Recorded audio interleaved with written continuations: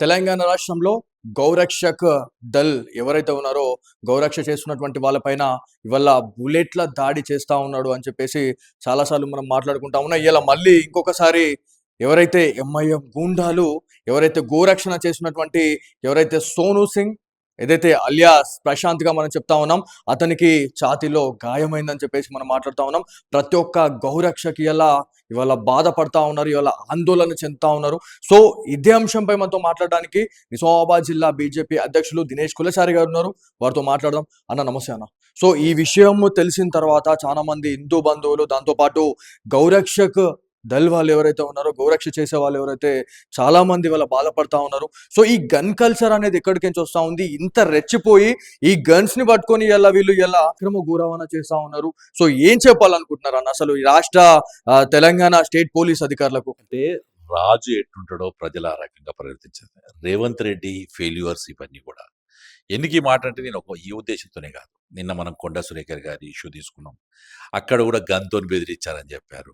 చాలా దగ్గర మన దగ్గర ప్రమోద్, అచ్చా ఇవన్నీ చూస్తుంటే అక్కడ ఆ ధైర్యం ఏ రకంగా వస్తుంది? ఇవాళ సోను మీద గాని, అతని మీద గన్ తీసుకొని కాల్చేంత ధైర్యం వచ్చింది అంటే, దానికి కారణం ఏంది అంటే, నేరస్తుల్లో ఎవరైతే నేరం చేస్తున్నారో వాళ్ళ దాంట్లో భయం అనేది లేకుండా పోయేది. దానికి కారణం ఈ రాష్ట్రానికి హోంమంత్రిగా ఉన్న ముఖ్యమంత్రి దీనికి బాధ్యత వహించాలి. మొన్న ప్రమోద్‌ది జరిగిన తర్వాత ఎన్‌కౌంటర్ అయింది, ఇదయింది అని సంబరాలు చేసుకుంటున్నాం. వాస్తవంగా ఆ రోజు అతన్ని పోలీసుల ముందు పట్టుకొని వచ్చారు. హాస్పిటల్‌లో జాయిన్ చేశారు. అతను వేరే ఆసిఫ్ అనే వ్యక్తి మీద దాడి చేశాడు. ఇవన్నీ కూడా నడుస్తున్న సందర్భంలో అప్పటికి కూడా పోలీసులకి ఎప్పుడైతే తమ చేతిలో గన్ మరో పోలీసు అక్కడ గాయాలయ్యి ప్రాణాపాయం ఇంకా అతని చేతికి గన్ పోతే ఇంకే రకంగా ఉంటుందేమో అనే ఉద్దేశంతోనే వాళ్ళు ఎన్‌కౌంటర్ చేశారేమో అనుకుంటున్నాం గానీ, అంటే పోలీసులకు కూడా ఈరోజు ఎవరైతే గన్ను, చాకు పట్టుకున్న వాళ్ళ దగ్గరికి వెళ్ళాలంటే భయమైన పరిస్థితిలో ఉంటే, సామాన్యమైన మానవుడు ఏ రకంగా ఉంటాడు? నేను ఇవాళ చెప్తున్నాను. ఏదైతే సోను మీద జరిగిన దాడి ఒక వ్యక్తి మీదనో లేకపోతే అక్కడ ఎవరో ఆర్గనైజేషన్ మీదనో జరిగింది కాదు. యావత్తు తెలంగాణలో శాంతి భద్రతల మీద జరిగిన దాడి ఇది.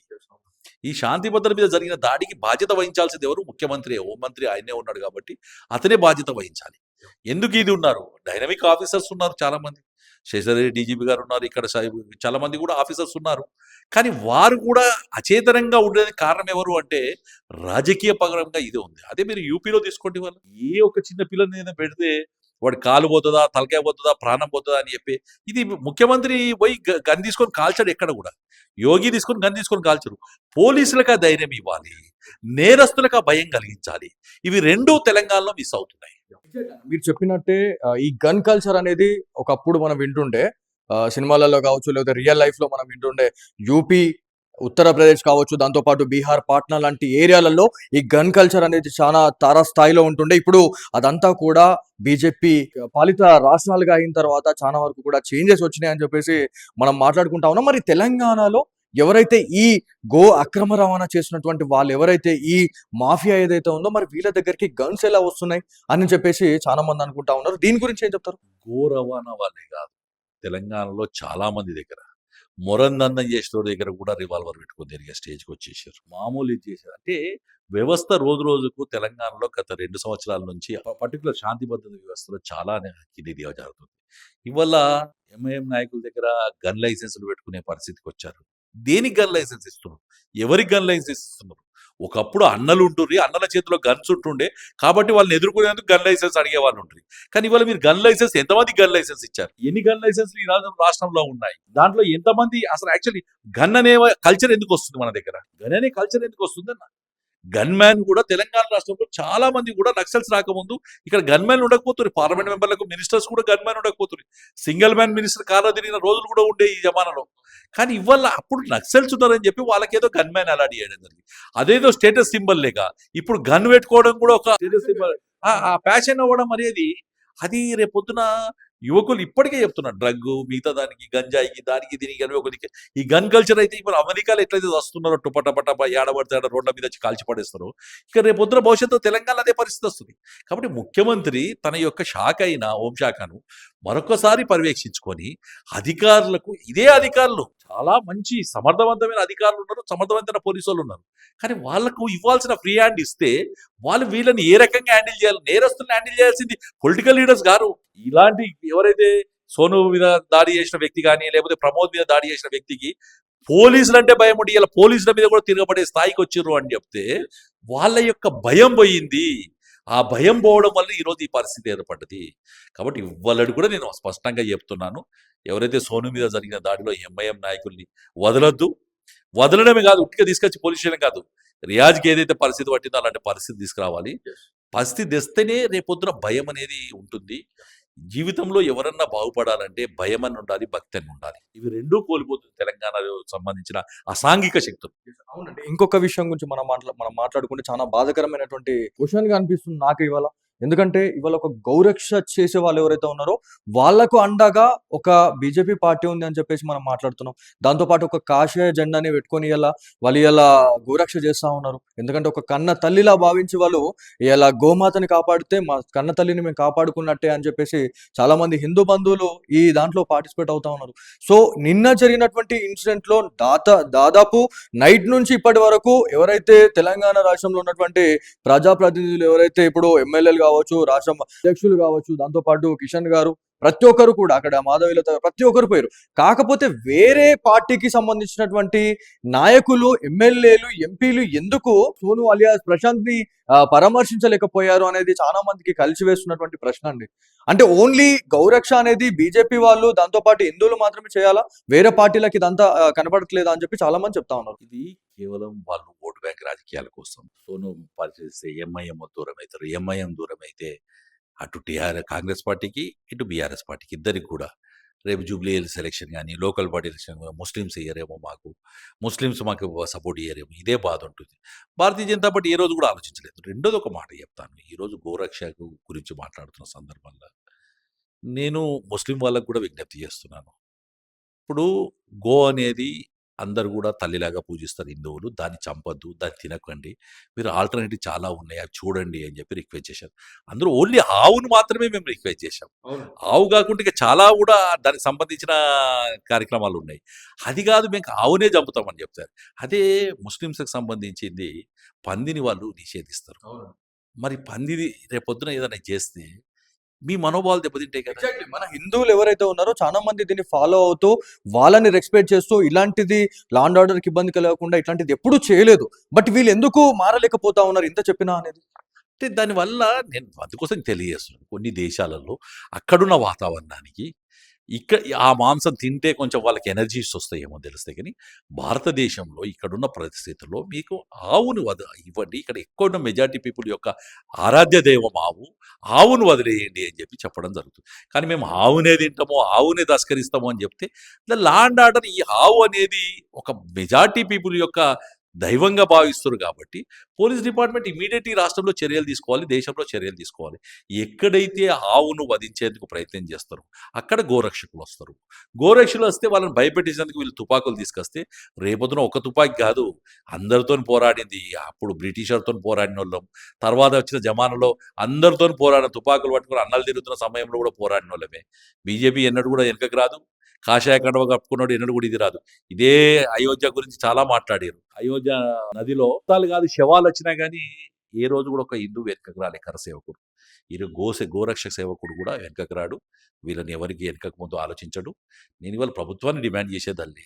ఇది బాధ్యత, శాంతి భద్రతలు కాపాడే బాధ్యత, ప్రజలందరూ ప్రశాంతంగా ఉండే బాధ్యత గవర్నమెంట్‌ది. అది చూసుకోవాలి. అన్న ఇక్కడ చాలా మంది నేను హిందూ బంధువులతోని మాట్లాడినప్పుడు తెలంగాణలో నేను వివిధ జిల్లాలలో రిపోర్టింగ్ చేసే టైంలో నేను ఒక ఫీడ్‌బ్యాక్ అనేది తీసుకున్నాను. ఎవరైతే బీజేపీ నాయకులు ఇంత ఫైట్ చేస్తా ఉన్నారో, తెలంగాణలో అధికారంలోకి వచ్చేందుకు విశ్వ ప్రయత్నాలు చేస్తా ఉన్నారు బీజేపీ క్యాడర్ అని చెప్పేసి మనం మాట్లాడుతా ఉన్నాం. సో ఒకవేళ మీరు తెలంగాణలో అధికారంలోకి వస్తే రాష్ట్ర జంతువుగా గోమాతని మీరు ప్రకటించే అవకాశం ఏమైనా ఉందా రానున్న రోజుల్లో అనే దాని గురించి? ఎందుకంటే ఇది ప్రకటిస్తే ఖచ్చితంగా ఇక్కడ ఈ ప్రాబ్లమ్ అనేది సార్ట్ అవుట్ అవుతుందని చాలా మంది చెప్తా ఉన్నారు. సో దీని గురించి ఒకటి వారందరికీ చెప్పేది ఒకటే. భారతీయ జనతా పార్టీ అధికారంకి రావడానికి, అధికారం వచ్చిన తర్వాత ఏం చేస్తదనేది ఇయాల దేశంలో గానీ, మిగతా రాష్ట్రాల అధికారంలోకి వచ్చిన సందర్భాల్లో ఉంది.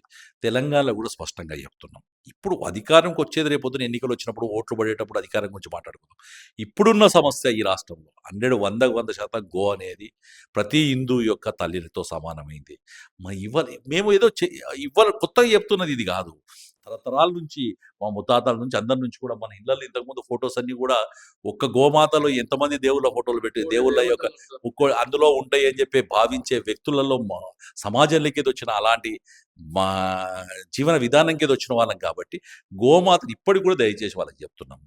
ఎందుకంటే ఇవాళ మీరు ఒక్క సోను మీదే అటాక్ చేసి ఉండొచ్చు, రేపొద్దున అందరు తిరగబడుడు మొదలు పెడితే మీ పరిస్థితి ఏంటి? ఎగ్జాక్ట్లీ మేము ఇవాళ రిపోర్టింగ్ చేసే టైంలో ఇదే అంశంపై మేము మాట్లాడుతున్నప్పుడు ఈద్ కా జవాబ్ పత్తర్ సే దేనా అనే ఒక నినాదంతో మేము కూడా ఇప్పుడు ముందుకెళ్తామని చెప్పేసి గోరక్షకులతో నేను ఇవాళ మాట్లాడడం జరిగింది. సో ఇది కానీ బయటకు వెళ్తే ఇది లా అండ్ ఆర్డర్కి ఇబ్బంది కలగదంటారా?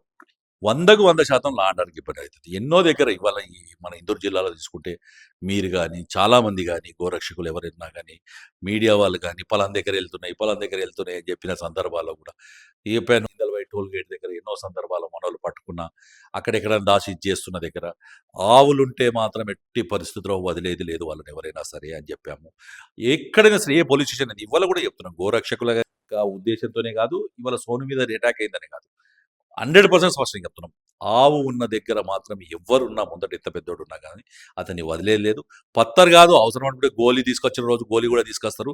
దానికి మొహమాటం లేదు. మీకు ఉన్న 20%కే హత్యారు దొరికినప్పుడు 80% మోడికి హత్యారు లేకున్నా సరిపోతదిరా బాబు. మీరు ఆ ఒక్క ఆలోచన బంద్ చేయుర్రి. మేము ఒకటే రిక్వెస్ట్ చేస్తున్నాం. యెస్, మీరు మీ యొక్క విధానము, మీరు ముస్లిం సమాజం ఏదైతే చెప్తుందో అందులో మీరు గోను చంపమని చెప్పి ఎక్కడ చెప్పింది? రెండోది గోమాంసం తినమని ఎక్కడ చెప్పింది? అక్కడుండే విదేశాలలో కొన్ని ప్రాంతాల్లో ఉండే వాతావరణానికి ఆ యొక్క వాళ్ళకి ఎనర్జీ రావాలన్నా, బాడీలో హీట్‌నెస్ పెరగాలన్నా, లేకపోతే అక్కడ వాళ్ళకి పోయే చెమటకు ఇదే కావాలన్నా, అక్కడ వాళ్ళకి దొరకక ఇలాంటి యొక్క తింటారు. దాంట్లో కూడా చెప్పాం. ఇక్కడ ఆవును మాత్రమే రిలాక్సేషన్ చేయమని చెప్పాం. చాలామంది హిందువులు మేకలు తింటారు, కోళ్ళు తింటారు, మిగతాయి కూడా తింటారు. కానీ హిందువులు ఇది చేసేది కాదు. ఇవాళ అదే మాట కూడా చెప్తున్నాం. వాళ్ళకి కూడా చెప్తున్నాం. ఇది ఆరోగ్యరీత్యా కూడా మంచిది కాదు. రెండోది ఇది మా పూజకు దైవం సంబంధించింది. దాన్ని చంపుతూ కూర్చుంటే చంపుతూ కూర్చుంటే చూసే పరిస్థితి లేవు. 100కు 100% చెప్తున్నాం. రేపు పత్తర్లు కాదు, గోలీలొచ్చే రోజు కూడా వస్తది. అంటే ఇంకొక విషయం ఏంటంటే గతంలో మీరు చెప్పినట్టే గన్ కల్చర్ అనేది తారాస్థాయికి చేరుతుంది అని చెప్పేసి దాదాపు 2-3 సంవత్సరాల నుంచేనే మన ఇందూరు జిల్లాలో, మన నిజామాబాద్ జిల్లాలో మనం చూస్తున్నాం. ఎందుకంటే ఒక బర్త్‌డే సెలబ్రేషన్స్ లో కూడా ఏవైతే గన్స్ తీసుకొని వచ్చి హల్చల్ చేసి ఆకాశంలోకి వాళ్ళు తుపాకీలతో పేల్చిన ఘటనలు మనం ఎన్నో చూసాం. అప్పట్లో ఉన్నటువంటి కమలేశ్వర్ గారు కావచ్చు, దాంతో పాటు అంతకు ముందు ఉన్నటువంటి నాగరాజు గారు కావచ్చు. సో ఇట్లాంటి ఇన్సిడెంట్లు మనం చూసినాం. సో ఇప్పటికీ నిజామాబాద్ లో కూడా కొన్ని ఏరియాలకు సంబంధించినటువంటి వాళ్ళ దగ్గర ఈ గన్స్ ఉన్నాయని చెప్పేసి తెలుస్తా ఉంది. ఎట్ ది సేమ్ టైం ఎవరైతే గోరక్షకులు దాడి చేసే టైంలో మీరు కూడా తిరిగి దాడి చేయాలని చెప్పేసి వాళ్ళు ఎవరైతే సోను పైన దాడి చేసిన క్రమం చూస్తే మన ప్రాణాల దానికి వస్తే మాత్రం మీరు బందుకుతో లేపేయండి అన్నట్టుగా ఇవాళ స్ట్రిక్ట్ గా వాళ్ళకి ఇంప్లిమెంట్ చేస్తేనే ఈ గోలీ దించారు అని చెప్పేసి కూడా అర్థమవుతా ఉంది. సో ఇదేం చెప్తారు? ఎవరి అండదండలు చూసి చేసిరు అంటారు? 100కు 100% ప్రభుత్వం యొక్క అసమర్థత నాయకత్వంతోనే. వల్ల రేవంత్ రెడ్డి నిజంగా కూడా వాళ్ళని భయపెట్టించగలిగితే, వాళ్ళకుంటే గన్ను బయటకు తీసి భయపడేవాడు. రియాజ్ ఒక పోలీసుకు ఛాతీలో కత్తి దించే ముందు ఆలోచించేవాడు. నా పరిస్థితి, నా కుటుంబం పరిస్థితి ఏమవుతుందని చెప్పేసి. ఇలా రియాజ్ చనిపోతే వేల మంది రోడ్ల మీదకి వచ్చారు చూడండి వాళ్ళ పిల్లలు. ఎవరిని చూసుకొని వచ్చారు? నేను వాళ్ళని అడుగుతున్నాను. రియాజ్ వల్ల ప్రమోద్‌ని చంపాడని. రేపు రియాజ్ ఇంకో ఆసిఫ్‌ని చంపుతాడో, ఇంకో షేక్‌ని చంపుతాడో, ఇంకెవరు చెప్తారు. చాలామంది ఆ ఏరియా నుంచి ఆడపిల్లలు వీడియో రికార్డులు, వాయిస్ రికార్డులు పంపించారు. నేను అడుగుతున్నాను, ఎవరిని చూసుకొని మీకిది? ఈ సంస్కృతి ఏంది? యెస్, అసలు అతను ఏం చేశాడన్నా? పోయి బుల్లెట్ దొంగతనం కేసులో అతన్ని పట్టుకొని వస్తున్నాడు. అతను చంపేసాడు కదా! ఇది న్యాయమా అని అడుగుతున్నాను. రియాజ్ చనిపోయినందుకు మానవ హక్కుల సంఘం స్పందిస్తున్న తీరు చూసిన తర్వాత నేను మానవ హక్కుల సంఘం అడుగుతున్నాను. మరి ప్రమోద్ చచ్చిపోయినప్పుడు మీరు ఎందుకు రాలేదు అని అడుగుతున్నాను. ఎగ్జాక్ట్లీ సోషల్ మీడియాలో ఈ పోస్టులు వైరల్ అవుతా ఉన్నాయి. ఇవాళ సోను మీద అటాక్ అయిన తర్వాత మీ మానవ హక్కులు కనబడతలేవా అని అడుగుతున్నాను నేను. అంటే ఒక్క మతానికి సంబంధించిన వ్యక్తుల మీదే మానవ హక్కులు ఉంటాయా? వేరే వాళ్ళ మీద ఉండవా? ఇవాళ ఎంత ఘోరమైన పరిస్థితి ఏర్పడుతుందంటే, ఓల్డ్ సిటీకి వెళ్ళినా, ఇక్కడ పవన్ టాకీస్ బ్యాక్ సైడ్ వెళ్ళినా ఎవరన్నా ఉండగలుగుతున్నారా? ఇలా పాకిస్తాన్ లో ఉండే జనాభా ఎంత, ఇవాళ మన దగ్గర వచ్చిన జనాభా ఎంత? ఇవాళ ఓల్డ్ సిటీలో చాలా మంది అక్కడ ఇండ్లు ఉన్నా కానీ ఇండ్ల కిరాయికి కిరాయి రాక కూడా వదులుకొని బయటకు వచ్చి వేరే ఇళ్ల కిరాయి ఉంటున్న పరిస్థితి ఇవాళ స్పష్టంగా కనబడుతుంది కదా. ఇలా ఈ మాలపల్లి కానీ, లేదు కెనాల్ కట్ట కానీ, ఆ ఏరియాలో ధరంపూర్ హిల్స్ కానీ, లేకపోతే అటు పక్క పోటీ మనకు పవన్ టాకీస్ బ్యాక్ సైడ్ అహ్మద్పురా గాలి కానీ, ఈ బ్రహ్మపురి దాకా కూడా గాజులపేట కానీ ఏరియాలంతా ఒకరోజు అన్నదమ్ములా కలిసినోళ్ళు ఇలా మీ సంస్కృతి ఏ రకంగా ఇదవుతుంది? ఎవరు మిమ్మల్ని ఇంత ప్రేరేపిస్తున్నారు? దీంట్లో మీరు ఒక మాట మాట్లాడడం జరిగింది. ఏవైతే ఈ కాలనీస్ చెప్పారో చాలా రిస్ట్రిక్టెడ్‌గా ఉన్నటువంటి ప్లేసెస్‌గా పోలీస్ అధికారులు కూడా పరిగణిస్తా ఉన్నారు. దాంతో పాటు పోలీస్ అన్నలు కూడా ఆ ఏరియాలకు వెళ్ళలేని పరిస్థితి ఇప్పటికి కూడా ఉంది అని చెప్పేసి ప్రజలు చెప్తానే ఉంటున్నారు. ఇది ఎంతవరకు కరెక్ట్? Is it right? 100కు 100% కానీ. కెనాల్ కట్ట మీద పోయి రేవంత్ రెడ్డి గారిని ఒకసారి తిరగమని చెప్పండి. ఏ దేశం వాసులు ఉన్నారో తెలుస్తది. కెనాల్ కట్ట ఏరియాలో, ధరంపురి హిల్స్‌లో, లేదు రామ్ నగర్, శాస్త్రి నగర్, విజయ్ కాలనీ, గుండారం ఏరియాలో, సారంగపూర్ ఏరియాలో మీరు చెప్తున్నటువంటి ఏరియాల గురించి మాట్లాడుకుంటే గుండారం, శాస్త్రీనగర్, రామ్‌నగర్ అని చెప్తా ఉన్నారు. ఇవన్నీ కూడా మన ఒక హిందువులకు సంబంధించినటువంటి ఏరియాలుగా మనం చెప్పుకుంటుండే. కానీ ఇప్పుడు ఎవరు అంటే ఏ దేశస్తులు అంటే మీరు చెప్తుంది రోహింగ్యుల గురించేనా మీరు అంటుంది? నేను ఒక విషయం చెప్తున్నాను. నేను ముస్లిం సోదరులకు కూడా చెప్తున్నాను. రోహింగ్యులతోని ఈ సమాజంలో హిందువు అనేవాడికి చాలా తక్కువ అపాధ. కానీ రేపు భవిష్యత్తులో మీ పిల్లలు, మీ తరాలు ఖతమవుతాయి వాళ్ళతోని. ఇవాళ విజయనగర్ కాలనీ అని టోలీ చౌక్ ఏరియాలో ఆ ఏరియాలో టోలీ చౌక్ ఏరియాలో కాలనీ ఉంటుంది. అక్కడున్న ముస్లిమ్స్ అంతా లేచి వచ్చేసారు. ఫుట్బాల్ ఆడడానికి పోతే పిల్లలు పోతే ముస్లిం పిల్లలు పోతే ఆడనీయరు వీళ్ళంతా రోహింగ్యులు. వీళ్ళు తినే వ్యవహారము వాళ్ళ దగ్గర ఉన్న బాడీలో ఉండే ఆ ఇదితోని తల్లిదండ్రులు భయపడి ఆ పిల్లలు తీసుకొని వచ్చి ఇక్కడ మళ్ళీ ఈ కాలనీ చింతలబస్తీ ఏరియా కానీ లేకపోతే ఏది ఆ ఖైరతాబాద్ ఏరియా కానీ వెంకటరమణ కాలనీ కానీ లేకపోతే ఈ ఏరియాలో వచ్చి ఇళ్ళ కిరాయి ఉంటున్నారు. आपका उतना बड़ा घर था क्यों छोड़े बोले तो क्या बोलना ना वहाँ पे नहीं रह सकते बच्चों को थोड़ा कल्चर के लिए बाहर आए అంటారు. అంటే నేను ఇవాళ చెప్తున్న బాధతో చెప్తున్నాను. ఒకరోజు ఇదే నిజాం కానీ మిగతా వాళ్ళు కానీ పరిపాలించిన సమయంలో ఈ ప్రాంతంలో చెరువులు తవ్విపించాడు నిజాం అని చెప్పుకున్న పరిస్థితి నుంచి, పాఠశాలలు కట్టించారని చెప్పి నుంచి, నిరంకుశ పరిపాలన చేసి హిందువులను అనగదొక్కుతున్నప్పుడు తిరగబడ్డ తెలంగాణ సమాజం నుంచి ఇవాళ మీ కల్చర్ లేదని ముస్లిమ్స్ అక్కడ వదిలేసి కాలనీస్ వదిలేసి మెజార్టీ కాలనీలోకి వచ్చి ఉండడం ఆలోచించబడితే రేపు భవిష్యత్తులో చాలా నష్టపోయేది ముస్లిం సమాజమే. ముస్లిం పర్సంటేజ్ పెరుగుతుండొచ్చు కానీ నైతికంగా వాళ్ళ ఇళ్లలో వాళ్ళు సొంతగా పిల్లలకి ఇచ్చుకోలేని పరిస్థితి ఉన్నారు. వాళ్ళు ఎవరో తెలియదు, ఎక్కడికి వచ్చినో తెలియదు, వాళ్ళ పుట్టుపూర్వాతాలు తెలియదు. ఇవాళ నాందేడ్ ఏరియాలో మీరు చూసుకుంటే కొన్ని మున్సిపాలిటీలలో సాయంత్రం 6 గంటలకు ప్రభుత్వ ఆఫీసులు ఓపెన్ అవుతాయి, రాత్రి 12 గంటలకు బంద్ అవుతాయి. అంటే ఏ సమాజం దగ్గరికి వెళ్తున్నామన్నా? భారతదేశంలో ముస్లింలు ఇవాళ కొత్తగా రాలేదు భారతదేశానికి. ఎన్నోసార్లు మన దండయాత్ర చేసి ఇప్పటికి వస్తూనే ఉంటున్నారు అంటున్నారా? ఉంటున్నారు. అంటే కొత్తగా రాలేదు కానీ వచ్చిన వాళ్ళందరూ ఈ సమాజంలో మమేకమయ్యారు. కొత్తగా వచ్చే వాళ్ళు సమాజాన్ని విద్రోహం చేస్తున్నారు. మమేకం కావడం వేరా, సమాజాన్ని వ్యతిరేకించడం వేరా, ఈ రెండూ ఉన్నాయి. ఇవాళ మీరు చెప్తున్నారు రామ్నగర్ కానీ శాస్త్రీనగర్ కానీ కుండారంలో కాలనీస్ కానీ ఆ ఏరియాలో ఖానాపూర్ కాలూరు ఏరియాలో సారంగపూర్ ప్రాంతంలో నేను చెప్పే ధరంపూర్ హిల్స్ ప్రాంతంలో ఈ ప్రాంతంలో ఏదైతే వ్యవస్థ నడుస్తుందో ఒక్కసారి ఏ పోలీస్ అధికారి గుండె మీద చేతేసుకొని ఇక్కడ శాంతి భద్రతలు బాగున్నాయి, ఇక్కడ అన్ని మంచిగున్నాయని చెప్పగలుగుతారా? పోనీ ఈ ప్రాంతంలో ఉండే కాంగ్రెస్ నాయకులు షబీర్ అలీ గారు కావచ్చు, సుదర్శన్ రెడ్డి గారు కావచ్చు, భూపతి రెడ్డి గారు, మహేష్ కుమార్ గౌడ్ గారు, ఈ ప్రాంతంలో ఉన్న వాళ్ళంతా మా వాళ్ళే అని చెప్పగలుగుతారా? భారతీయులే అని చెప్పగలుగుతారా? ఇక్కడ ఉన్న వాళ్ళంతా అంటే కొంతమంది వచ్చిన వాళ్ళు ఎవరైతే ఉన్నారో మీరు చెప్పినట్టు వలసగా వచ్చినటువంటి వాళ్ళు, భారత్‌లోకి అక్రమంగా చొరబడి వచ్చినటువంటి వాళ్ళు, నిజామాబాద్‌లో కూడా మన ఇందూర్‌లో ఆ కెనాల్ కట్ట ప్రాంతంలో రోహింగ్యులు ఉన్నారంటారా? 100% ఉన్నారు. నేను అన్నీ చెప్పేది కాదు ఇది. మీరు ఆ ప్రాంతంకి వెళ్ళండి, ఎక్కడో లే, ఏ ఊర్లోకి వచ్చిన వాళ్ళు. ఇక్కడ మేమేం చెప్తామంటే మీరు చెప్పడం జరుగుతా ఉంది, మీరు వెళ్ళండి అని చెప్తాం. అక్కడ పోలీస్ అన్నలే వెళ్ళలేకపోతా ఉన్నారు. మేము ఎలా వెళ్తామని మీరు ఐ మీన్ ఎవరికైనా కూడా. అందుకోసం చెప్తున్నాను నేను. ఎప్పుడైనా ఒక రకంగా ఏ రకంగా ఉంటుందంటే శాంతి భద్రతలు దెబ్బతీయద్దని చెప్పి ఆలోచన వాళ్ళు ఎక్కడికేది వచ్చారు. ముస్లిం జనాభా ఇంత పెరిగేదానికి కారణం ఏంటి? ఎంతమందిగా అన్నారు? ఆ రోజు 20 ఏళ్ల కిందట ఈ ప్రాంతంలో ఉండే ముస్లింలు ఎంతమంది, వాళ్ళ పిల్లలు ఎంతమంది, ఇప్పుడు వచ్చిన వాళ్ళంతా ఎక్కడికైతే వచ్చారు?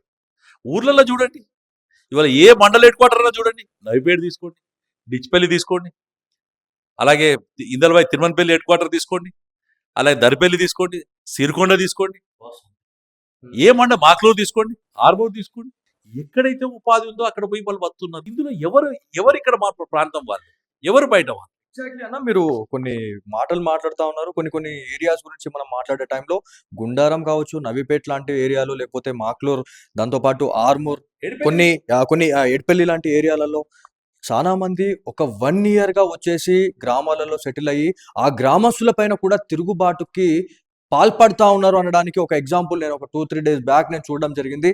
మేము పూరా అంటే ఒక వ్యక్తి ఒక వేరే దగ్గర నుంచి వచ్చి ఒక గ్రామంలో వచ్చి తిష్టేసుకొని అక్కడ వాతావరణం పూర్తిగా చూసేసుకున్న తర్వాత ఈ గ్రామస్తుల రూపురేఖలు మొత్తం తెలుసు. నాకు మీ చరిత్ర మొత్తం తెలుసు. వీలైతే బందూకులు కూడా తీసే రోజులు కూడా వచ్చే రోజులున్నాయని చెప్పేసి మాకు ఒక ఎక్స్‌పీరియన్స్ జరగడం జరిగింది ఒక 3, 4 డేస్ బ్యాక్.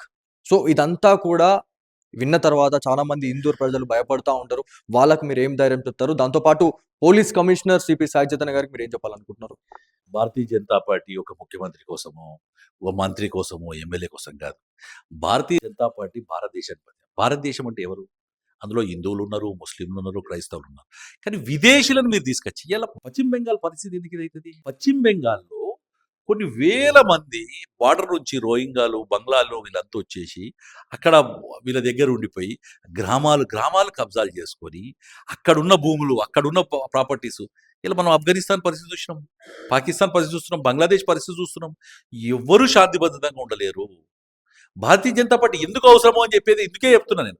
ఒక ఎమ్మెల్యే అయితేనని కాదు. ఇన్నేళ్ళు ఎమ్మెల్యే లేడు. ఇప్పుడు కొత్తగా భారతీయ జనతా పార్టీ మేమేదో కోట్లు సంపాదించుకునేది కాదు. కానీ భారతీయ జనతా పార్టీ ఎందుకు అవసరం అంటే పశ్చిమ బెంగాల్‌గా మారకముందే, ఆఫ్ఘనిస్తాన్ కింద మారకముందే, బంగ్లాదేశ్ కింద మారకముందే దేశాన్ని కాపాడుకునేందుకు, మీ పిల్లల భవిష్యత్తు బాగుపరుచుకునేందుకు నేను ఇవాళ చెప్తున్న పేర్లన్నీ కూడా ఈ జిల్లాలో చెప్తున్న పేర్లు. బోధన్ లేని 52% ముస్లిమ్స్ ఇవాళ బోధన్ మున్సిపాలిటీ, ఎడిపెల్లి, రెంజల్, నేను ఇవన్నీ ఎక్కడియో వేరే దేశం నుంచి చెప్తలేను. ఇందూరు జిల్లాలోని గ్రామాలు, ఇందూరు జిల్లాలోని మండలాలు ఈ రోజు అక్కడ సర్పంచులుగా ఎవరైనా అయితారు అంటే వాళ్ళ యొక్క దయాదాక్షిణ్యాలతోని గాని వాళ్ళు గాని అయ్యే పరిస్థితి ఏర్పడ్డది. ఇది రేపొద్దున మీరు ఆలోచించుకోకపోతే ఇది ప్రాబ్లమ్ అవుతుంది. అదే నేను చెప్పేది.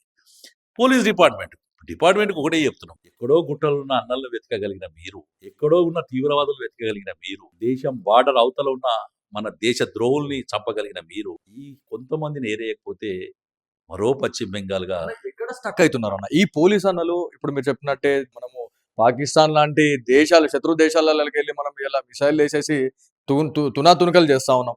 మరి మీరన్నట్టే పోలీస్ అన్నలు మరి ఎందుకు ఆగిపోతా ఉన్నారు? వీళ్ళకి కూడా ఎన్ని ఒత్తిడులుంటే ఇట్లాంటివి జరుగుతా ఉన్నాయనేది కూడా ఒక ఒక రకంగా మనం ఆలోచించాలేమో అని అనిపిస్తుంది.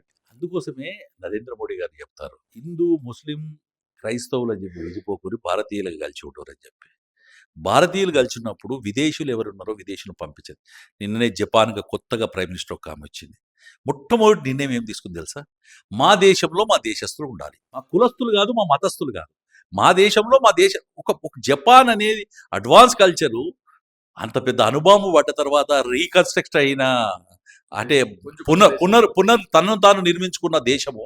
ఇవాళ వాళ్ళు ఇచ్చిన మొదటి నినాదం ఏంది? కొత్తగా ఒక మహిళా ప్రధానమంత్రి అయిన తర్వాత యెస్ నా దేశంలో నా దేశపోళ్ళు ఉండాలి. ఇవాళ నేను కూడా చెప్తున్నాను. ఇవాళ జపాన్ చూసి కాదు, మన దగ్గర ఉన్న స్థానిక పరిస్థితిని చూసి అర్థం చేసుకోండి. ఇవాళ రియాజ్ చనిపోతే అంతమంది వచ్చినోళ్ళు రియాజ్ బండ్లు దొంగతనం చేస్తుంటే దొంగతనం తప్పు అని చెప్పుకోలేని పరిస్థితిలో ఉన్నోళ్ళు, రియాజ్‌కు జేబులో కత్తి పెట్టుకొని తిరిగి సోను మీద దాడి చేసినోడు ఒక రివాల్వర్ పెట్టుకొని తిరిగే అంత కల్చర్ తిరుగుతున్నప్పుడు తప్పు అని చెప్పాల్సిన అవసరం ఉంది కదా. ఎందుకు రావట్లేదు అనేది నిజంగా ఇది ఖచ్చితంగా ప్రతి ఒక్క వ్యూవర్ ఆలోచించాలన్న. ఇట్లాంటి వాళ్ళని ఇవాళ ఎంకరేజ్ చేస్తున్నట్టే కనిపిస్తా ఉంది. ఇక్కడ లా అండ్ ఆర్డర్ అసలు చట్టం తన పని తను చేసుకుంటూ పోతుందనేది ఒక వర్షన్ కనిపిస్తుంటే, మరి వీళ్ళు చేస్తున్నటువంటి విషయాలపైన మరి ఎందుకు వీళ్ళు బయటకొచ్చి చెప్పట్లేదు? మీరన్నట్టే ఇవాళ రియాజ్ గురించి మనం మాట్లాడుకున్నా కూడా ఆయనకి మానవ హక్కుల సంఘం వాళ్ళు ఇవాళ వత్తాసు పలుకుతున్నారు. దాంతో పాటు ఇవాళ ఎవరైతే సోను అలియాస్ ప్రశాంత్‌కి సంబంధించి మాట్లాడే టైంలో ఇవాళ ఎలాంటి మానవ హక్కుల సంఘాలు ముందుకు రావట్లేదు. ఇక్కడ ఎవరైతే ప్రశాంతే కావచ్చు, దాంతో పాటు ఇక్కడ ప్రమోద్. సో వీళ్ళ గురించి మరి వీళ్ళు ఎందుకు ముందుకు రావట్లేదు? ప్రమోద్ అనేది చెప్తాను. చాలా మంది పెద్ద పెద్ద రాజకీయ నాయకులు జై భీమ్, జై భీమ్ అని అంటారు. ప్రమోద్ చనిపోయినప్పుడు జై భీమ్‌లే ఆడిపోయారు. ప్రమోద్ శివయాత్రలో ఒక్కరు కనబడలేదు. నేను అడుగుతున్నాను, ఒక దళితుడు ముస్లిం కలిస్తే ఈ దేశాన్ని మేము ఏదో పరిపాలిస్తామని కలలుగానే ముస్లిం పెద్దలారా, లేదు దళిత వర్గంలో జై భీమ్ అనే నినాదం తీసుకొని వచ్చే పెద్దలారా, నేను అడుగుతున్నాను, ప్రమోద్ ఒక దళిత బిడ్డ ఏం అన్యాయం చేశాడని చెప్పి రియాజ్ చంపాడు. అదే రియాజ్ కాకుండా ఇంకోదంతా ఇన్ని దళిత సంఘాలు నోరు మూసుకొని కూర్చున్నాడియా? ఇవాళ అడుగుతున్నాను ఇవన్నీ కూడా. ఎందుకంటే ఇవన్నీ కూడా సమాజంలో కుళ్ళిపోతున్న సమాజానికి ఒక నిదర్శనం. ఇవాళ మేలుకొల్పాల్సిన అవసరం ఉంది. నేను కూడా వ్యక్తిగతంగా, ఎందుకంటే ప్రమోద్ నాకు వ్యక్తిగతంగా పరిచయం ఉన్నాడు. రియాజ్ లాంటి ముస్లిం సోదరులు కూడా చిన్నప్పటి నుంచి నాతో పాటు, నేను ఇదే సమాజంలో ఇదే ఇందూరులో పెరిగాను. నాతో స్నేహితులు ఉన్నారు, నాతో చదువుకున్న వాళ్ళు ఉన్నారు, అన్నదమ్ములుగా మెలిగిన వాళ్ళం ఉన్నాం. నేను చెప్తున్నాను, ఈ హిందూ ముస్లిం అనే దాని కల్చర్ పక్కకు పెడదాం. అసలు ఎందుకు రియాజులు తయారవుతున్నారు? ఎందుకు దాడులు పాల్పడుతున్నారు? అదే అరటి పళ్ళు అమ్ముకొని, లేకపోతే ఇంకా ఉపాధి కోసం కూలీలు ఇటీవలటి కూడా గ్రామాల్లో ఉపాధి కూలీలకెళ్ళి పిల్లల్ని చదివిపించుకునే చాలా మంది ముస్లిం ఉన్నారు. అందరూ దోపిడీలు చేస్తారు, అందరూ దొంగతనాలు చేస్తారని మేము అంటలేము. ఎవరైతే ఇద్దరు, ముగ్గురో కొంతమంది ఫ్యాక్షన్ ఆఫ్ ద వల్ల సమాజంలో నష్టపోతున్నారు. దాన్ని మేలుకొల్పేదందుకే నవంబర్ ఫస్ట్ వీక్ నుంచి నేను వ్యక్తిగతంగా ఈ గంజాయి, మాదక ద్రవ్యాలు, ఈ యొక్క అరాచక శక్తుల మీద ఒక క్యాంపెయిన్ స్టార్ట్ చేయబోతున్నాను. ప్రతి గ్రామం ఎక్కడికి వెళ్ళినా గానీ దీని మీద మొదటగా మాట్లాడుకున్న తర్వాతనే గ్రామాల్లోకి వెళ్తుంటే యువకులు చూస్తుంటే 4 గంటల, 5 గంటల తర్వాత బాధ అనిపిస్తుంది. తల్లిదండ్రులు ఒక కళ్ళు తాగితే, ఒక బీర తాగితే ఒక గంట, 2 గంటలు నెత్తికి నిశాన అవుతుంది. అదే గంజాయి తాగితే నరం నరం చచ్చుబడిపోతుంది. ఎంతో మంది గుల్ఫారంకి అలవాటు పడి దుబాయ్ పోయినా, సౌదీ పోయినా అక్కడ రోడ్ల మీద పడి చనిపోతున్నారు. ఈ మాదక ద్రవ్యాలను ఎందుకంటే వాళ్ళు ఎందుకు దానికి అలవాటు ఉందంటే అది చీప్‌గా దొరుకుతుంది, నీరష్‌గా దొరుకుతుంది. దాంతో మత్తుగా గుమ్ముగా ఉంటున్నాం మనము అనే ఆలోచన పోతున్నారు. కానీ ఆ గంజాయి అనే దాని మీద, మన మాదక ద్రవ్యాల మీద, ఈ సంఘం మీద అరాచకంగా సృష్టిస్తున్న ఇలాంటి విభేదాలు సృష్టించుకుంటూ సమాజంలో శాంతి భద్రత దెబ్బతీస్తున్న పరిస్థితి వస్తుంది. 2 రకాలుగా. రియాజ్ ఏం తీసుకున్నాడో తెలవదు. కానీ రియాజ్‌లో ఆ ధైర్యం వచ్చిన సందర్భం ఏంది? అతను ఎన్నుకున్న వాళ్ళు ఎవరు? అతనికి అంత ఒక పోలీస్ కానిస్టేబుల్‌ని చంపుతా అనే శక్తినిచ్చిన పరిస్థితిలో ఉంది అంటే, దానికి ప్రేరేపించిన సందర్భాలేంది? దాని మీద పోరాడాల్సిందే. గంజాయి మీద, మాదక ద్రవ్యాల మీద పోరాడాల్సిందే. కంపల్సరీ నేను రిక్వెస్ట్ చేస్తుంది. ఇందూరు జిల్లాలందరికీ, అధికారులకు అందరికి కూడా క్యాంపెయిన్ చేద్దాం. వద్దు, ప్రమోదులు చనిపోవద్దు, రియాజులు చనిపోవద్దు. ఇద్దరు కూడా చనిపోవద్దు. తప్పు చేసిన రియాజ్ చనిపోవద్దు, తప్పు చేయకుండా అమాయకంగా చనిపోయిన ప్రమోదులు చనిపోవద్దు. అందరం అన్నదమ్ముల్లా కలిసి ఉండాలంటే సమాజం మారాలి. అది అందరి బాధ్యత. మేము ఇంతమంది ఉన్నామని చెప్పి రియాజు దీంట్లోకి పోయి ప్రమోద్ చనిపోయిన తర్వాత ఒక్కళ్ళు కూడా మాట్లాడుకుంటూ కూర్చోవడం అని ఉంది చూడు, అది నాకు బాధ అనిపిస్తుంది. ఎడవే జై భీమ్ జై భీమ్ ఎక్కడికి పోయింది అని అడుగుతున్నాను నేను. ఎక్కడ పోయినాయి మానవ హక్కుల సంఘాలు? ఒక దళిత బిడ్డను నడి రోడ్డు మీద కత్తితో పొడిచి చంపితే కనబడలేదు మానవ హక్కుల సంఘాలు. ఇలా మాట్లాడుతున్నారు. ఇవాళ ఒక ప్రశాంత పిల్లగాడు అతను చేసినది, సోను చేసిన తప్పేముంది? కేవలం గోరక్ష, ఆవులను చంపొద్దు, ఆవులు మా దైవము, ఆవులు మా ఆరాధ్యము, ఆవులను చంపొద్దు అని చెప్తే అతన్ని తుపాకీతో కాలుస్తుంటే కూడా చప్పుడు చేయని సమాజంలో కూర్చుంటే, పోతే బీజేపీ వాళ్ళు పోతే హిందుత్వం కోసం పోతున్నారు, ఓట్ల కోసం పోతున్నారు. ఇంకో 3 ఏళ్ల తర్వాత, 4 ఏళ్ల తర్వాత ఎలక్షన్ ఉన్నాయి ఈ ఏరియా. 3 ఏళ్ల తర్వాత ఎవడు ఇష్టం ఉన్నాడు వాడు కోటేసుకుంటాడు. కానీ సమాజం మారాలంటే ఆ మార్పు ఎక్కడి నుంచో మొదలు కావాలి. ఇందూరు జిల్లాలో ప్రమోదులు, రియాజులు ఇక్కడికి ఆగిపోవాల్సిందే. అమాయకంగా జరిపిన ప్రమోద్కు నిజమైన నివాళి ఏంటి అంటే రియాజు లాంటి ఒకటి పుట్టకుండా చేయడం. అదొకటే నిజమైన నివాళి. రియాజు లాంటి వాడు పుట్టకుండా చెయ్యాలంటే సమాజంలో అందరూ చేతులు కలపాలి. రియాజులను నిర్మూలించాలంటే, రియాజు అంటే మానవ శరీరం కాదు, ఒక ఆలోచన ప్రేరేపితమైన ఒక ఉగ్రవాద చర్య అది. కాబట్టి దాన్ని మనం కట్టడి చేద్దాం. భారతీయ జనతా పార్టీ తరఫున వ్యక్తిగతంగా కూడా నేను కోరుకుంటున్నాను. ప్రతి ఒక్కరికి విజ్ఞప్తి చేస్తున్నాను. పోలీస్ ఆఫీసర్లు కూడా ఎంతమంది చంపగలుగుతారు? పోలీస్ ఆఫీసర్ భయం అనేది కలిగించాలి. సమాజంలో మార్పు తీసుకొచ్చేందుకు మనం అందరం ముందుకెళ్దాం. కాబట్టి పోలీస్ కమిషనర్కు, జిల్లా కలెక్టర్ గారికి, సమాజంలో అందరికీ కూడా ప్రతి ఒక్కరు కూడా కలిసి ముందుకెళ్దామని కోరాను.